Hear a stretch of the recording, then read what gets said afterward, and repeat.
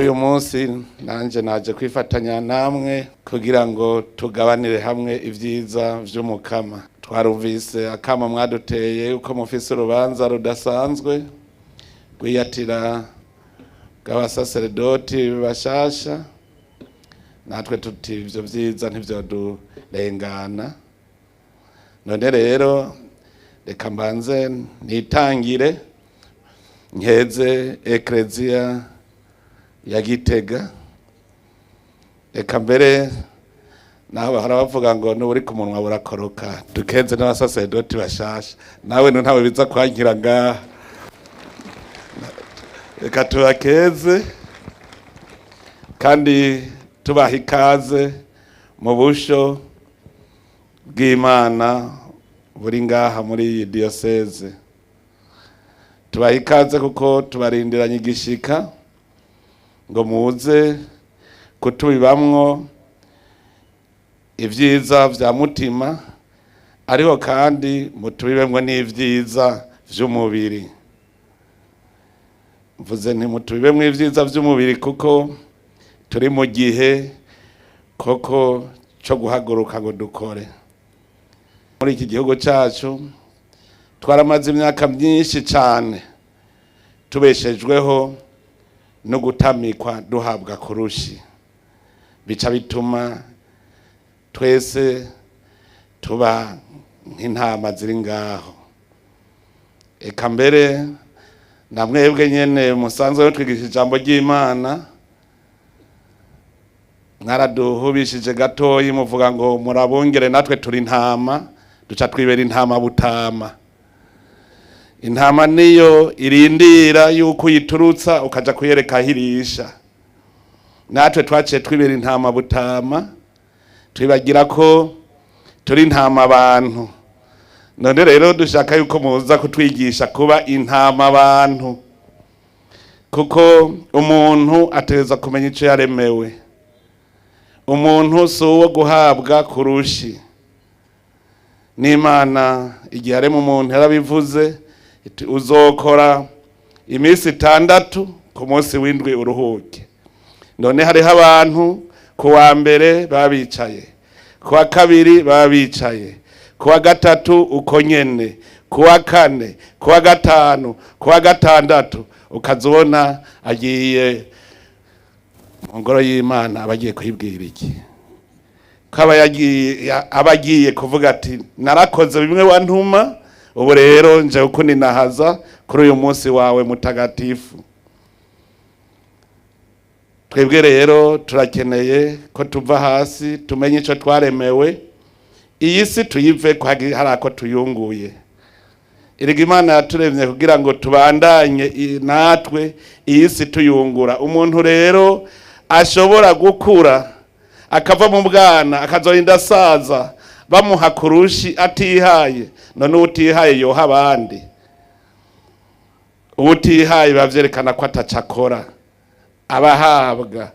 None rero twebwe mu Burundi rutangure twikangure, tumenye yuko Imana yaturemye ngo tubandanye irema.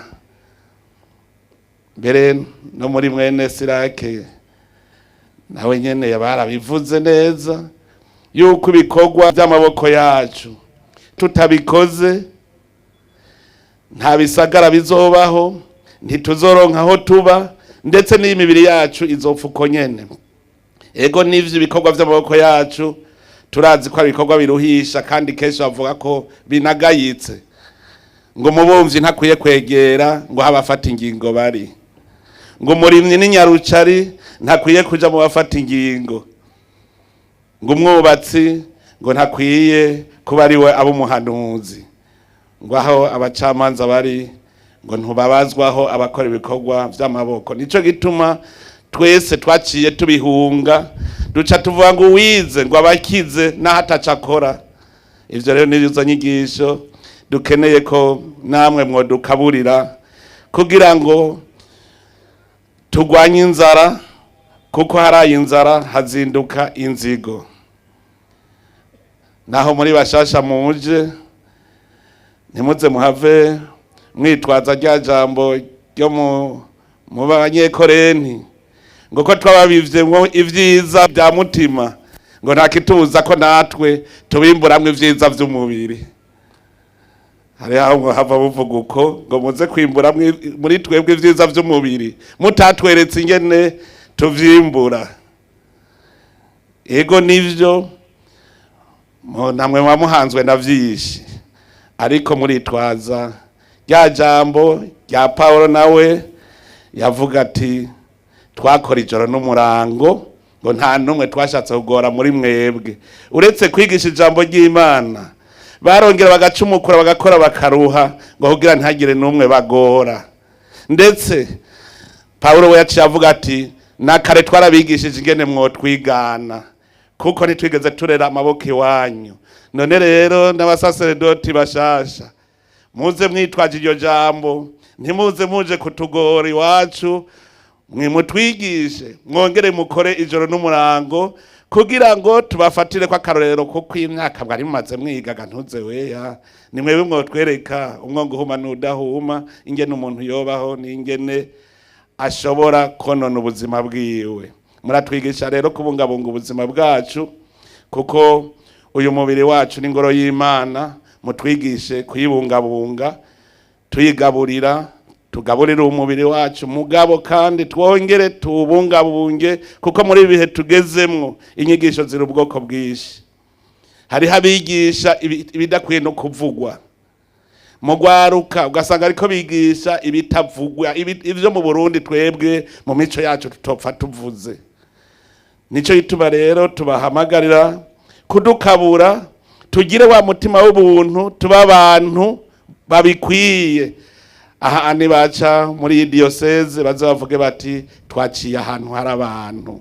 Mutwigishe kugira ubumwe, mutwigishe kugira ubumwe, kugwanya ishari n'inzigo, tugire urukundo muri iki gihugu cacu kugira ngo aho duciye hose tubonemwo muri bene wacu koko atari b'abahutu, atari b'abatutsi, atari b'abatwa, tubone bene wacu b'abarundi ko natwe turabarundi.